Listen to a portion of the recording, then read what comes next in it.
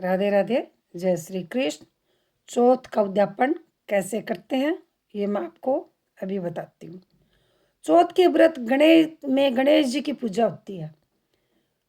तो सुबह नहा धोकर सिर धोते हैं और फिर गणेश जी की पूजा करते हैं। गणेश जी का टिक्का रोड़ी मोड़ी चावल चढ़ाते हैं और दिया जलाते हैं।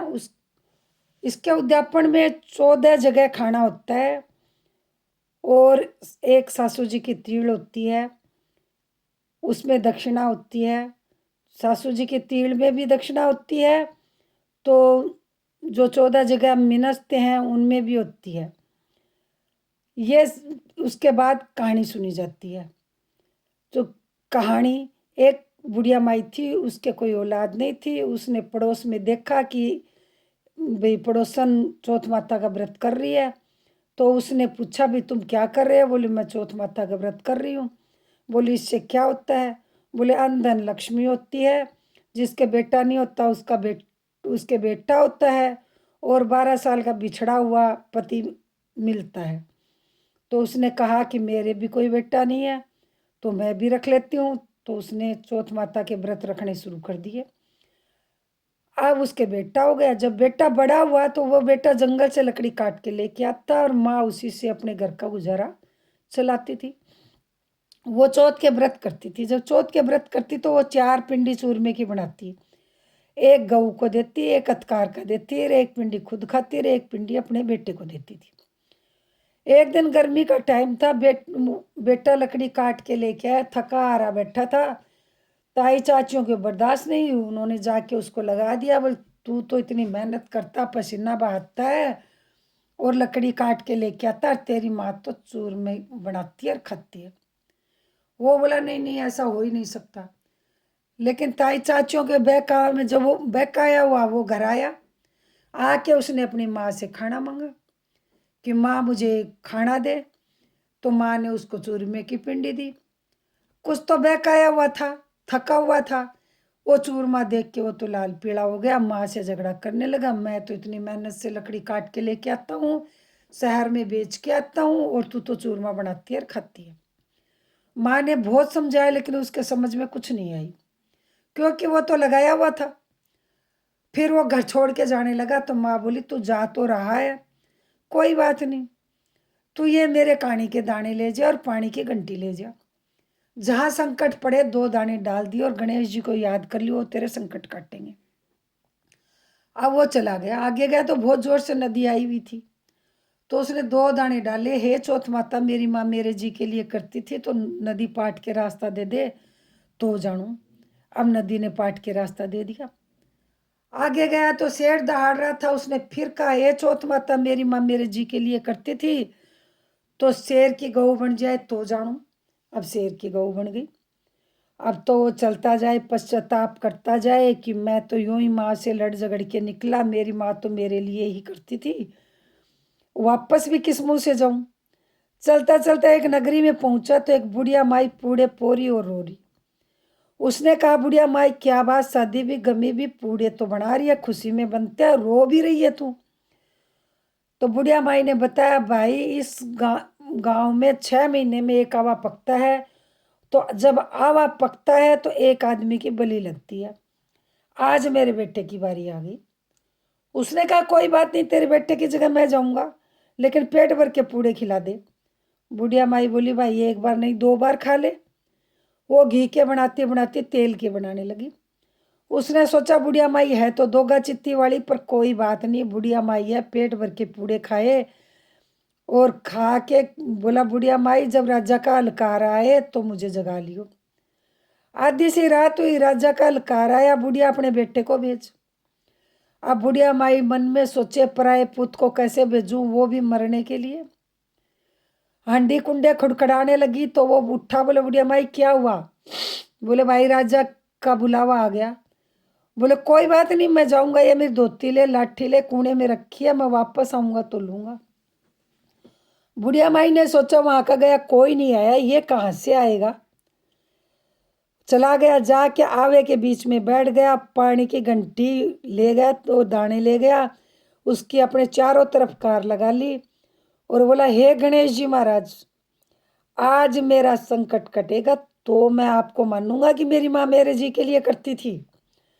ऊपर घड़े चिन दिए। 3 दिन के बाद बच्चे गेंद खेल रहे थे तो एक कंकड़ जाके लगी, टरन से आवाज हुई। बच्चे भागे भागे कुम्हार के पास गए। कुम्हार, तेरा आवा पक गया। बोले भाई 3 दिन में ही पक गया? बोले हाँ 3 दिन में पक गया, आवाज आ रही है, जाके देख।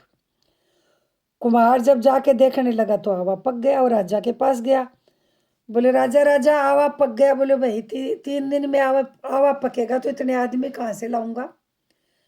बोले कोई बात नहीं, जाके उतारो। तो उतारने लगे तो वो अंदर से बोला भाई धीरे धीरे। अब तो वो डर के कुम्हार तो भाग लिया। जाके राजा को बोला महाराज इतने जो मरे खपे थे वो सारे आज बोल पड़े। राजा बोला चलो मैं देखता हूँ। राजा गया। बोले उतारो। उतारने मटके उतारने लगे तो अंदर से फिर आवाज आई भाई धीरे धीरे।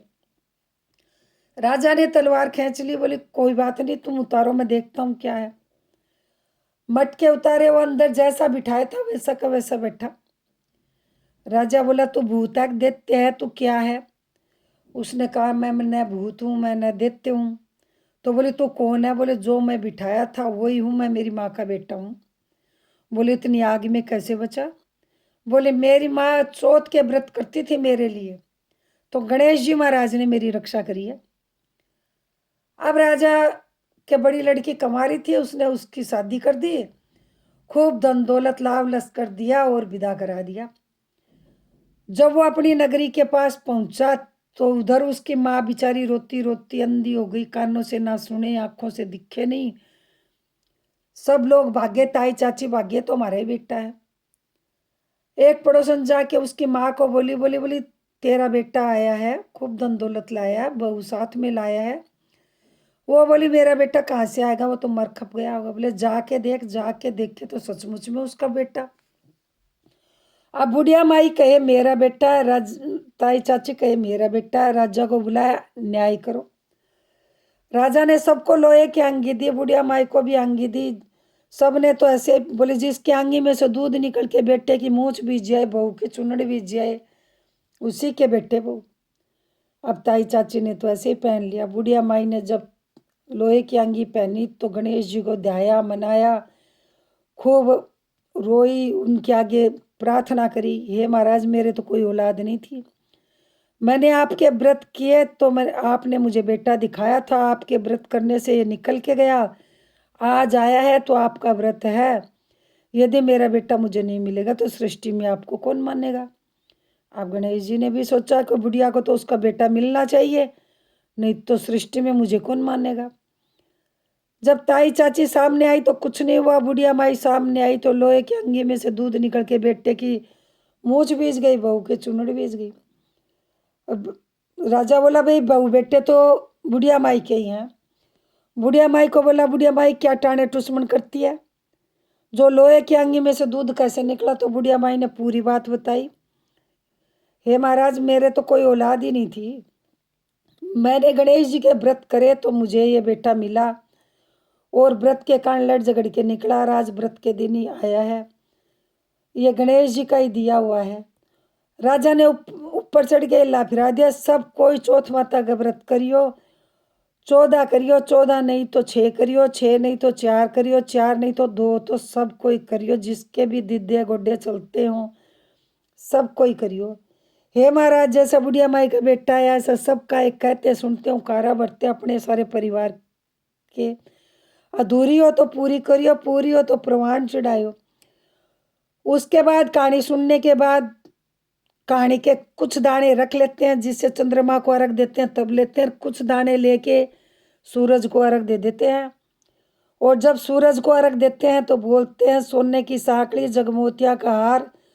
चौथ के सूरज को अर्घ देते जीवो पूत वीर वर्तार, आग तले सासरा डाक तले पीर, पीर सासरा यूं बसे जैसे कीड़ी का सा नाल, अगर चनन का दीवला निर्मल मन की बात, मैं सुहागन जो दरिया चौथ माता की रात।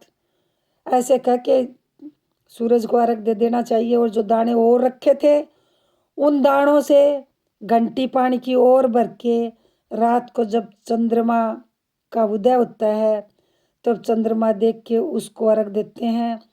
उस और यदि उद्यापन करना है तो जो 14 खाने की पत्तल बनाई थी हमने, खाने के डिब्बे बनाए थे, उन पे हाथ फेर देना चाहिए और वो सुहागन औरतों को बांट देने चाहिए। उसमें दक्षिणा भी होती है। जय श्री कृष्ण, जय श्री श्याम, राधे राधे।